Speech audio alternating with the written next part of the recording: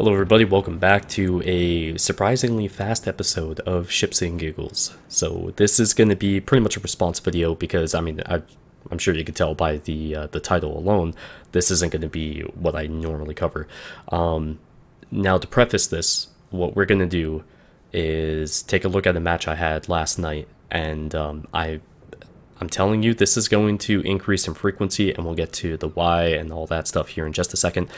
I'm on the other side of the map here. You can tell by the mini-map. I'm in my Zal. I'm going to be going around wherever the hell, and you're going to be hearing my gun sounds and my consumables, all that stuff. This is just a replay, so whatever. On the other side of the map here on Hotspot, there's a Des Moines and the Baltimore pushing towards A. A just got captured. There's obviously a destroyer on there, and it happens to be a Lo Yang. So the Lo Yang was recently buffed, blah blah blah, has, much better Hydra than it did before, and so on and so forth. But he goes ahead and pops smoke, and because he's lit up on the map here, and he's red, not grayed out, we could tell that he's still spotted. Now, the thing is, I'm moving out of range to be able to see if the Des Moines is still firing, so we're not going to be able to see any of that. So I don't know exactly how much he contributed to the destruction of this Lo Yang, because this is not a spoiler, but the Baltimore and the Des Moines clearly chained their radars together. Obviously, if you're a radar capable ship and you've got somebody else with the radar ship and a ship appears in the smoke somewhere, and you didn't use your radar, well, obviously somebody else used theirs, so then you wait till their radar's down and then you pop yours, if obviously with the variables being in place that you are allowed to continue shooting at the target, and blah blah blah. Now that guy's dead, right? Or hopefully. In this case, that's exactly what happened with the Lo Yang. But he has to go out and call somebody a hack for it. And unfortunately, that's somebody not knowing what the hell they're actually talking about. And the problem is this is going to increase dramatically.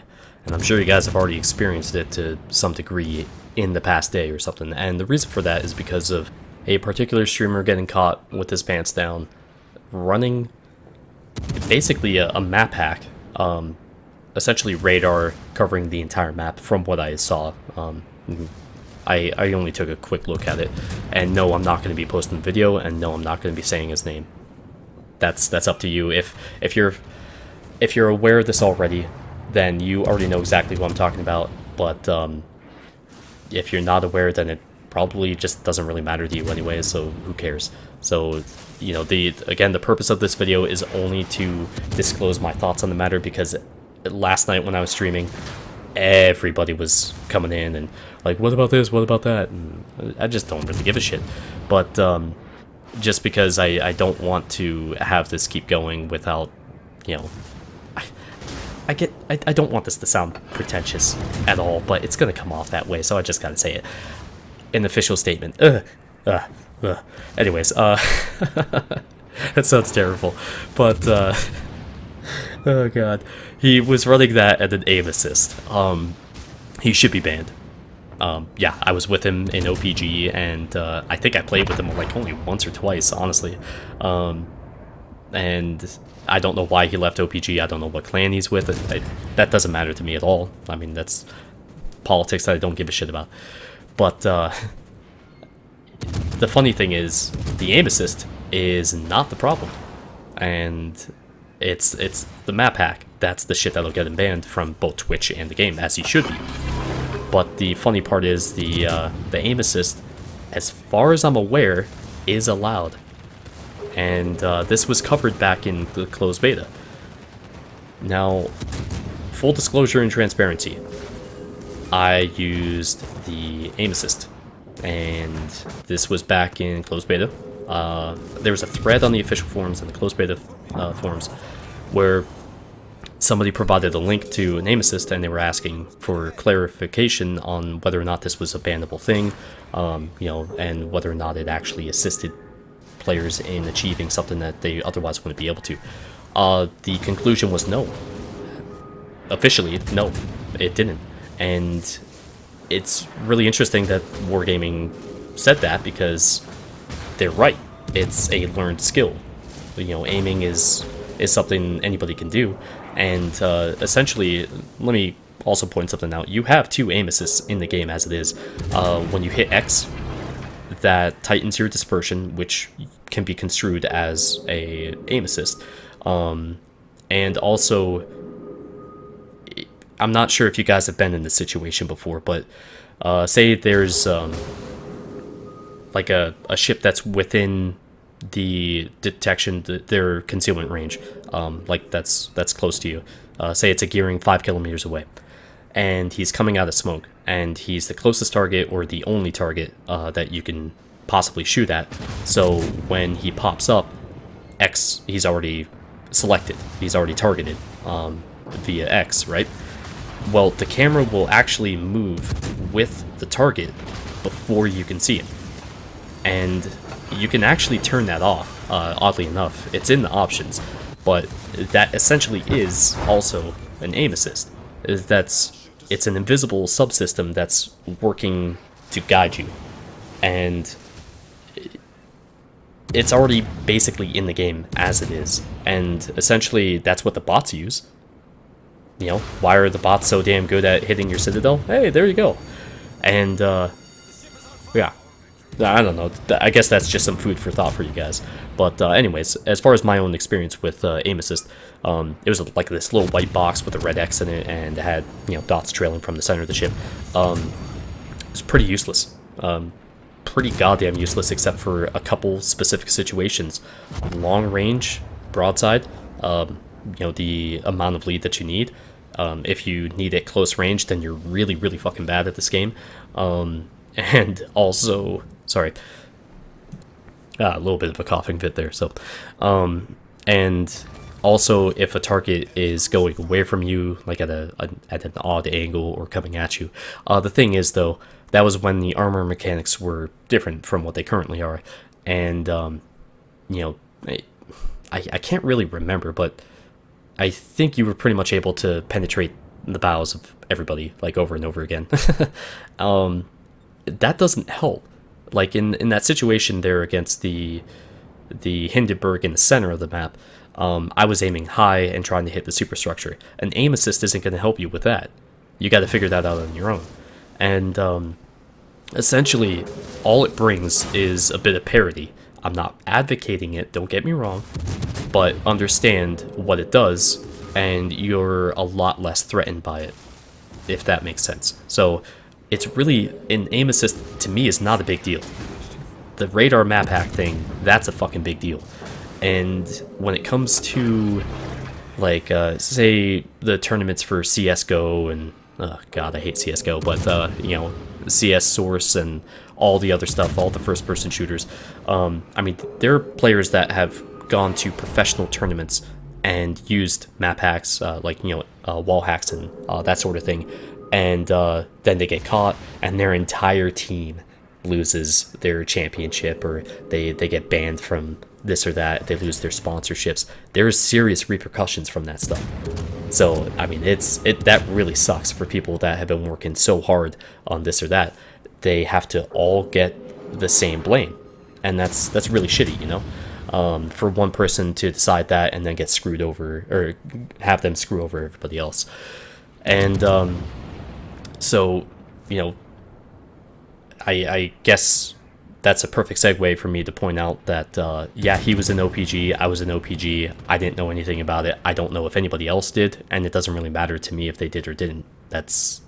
It doesn't make a difference to me. And if 100 other people in that clan or every other clan is running it, it doesn't make a difference to me, because RNG still dictates what you can do. And this is something I've harped on over and over again, but essentially an aim assist is not going to guarantee anything. All it does is improve your chances. So in the sense of a broadside ship, well, you should be able to damage him pretty well, if you get the lead a little right, a little wrong, RNG can actually still cover that up, if you guys are following me. I hope you are.